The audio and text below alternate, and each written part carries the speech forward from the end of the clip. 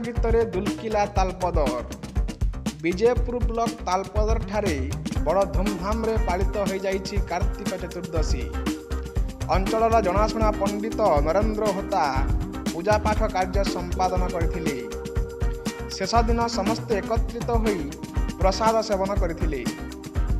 दीर्घ 2 दिन धरी तालपदर प्रधानपड़ा ठारे जय जगन्नाथ टेंट आनुकूल्य रे रंगारंग कार्यक्रम आयोजन करा जायथिला।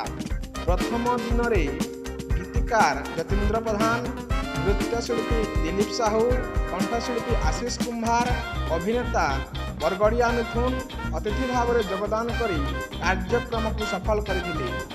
विभिन्न ग्रामरू नृत्यशिल्पी माने आसी एथिरे योगदान करी कला प्रदर्शन करथिले। द्वितीय दिन ग्रामर कुनी कलाकार माने कला प्रदर्शन करी समस्तंकर मनोरंजन करथिले।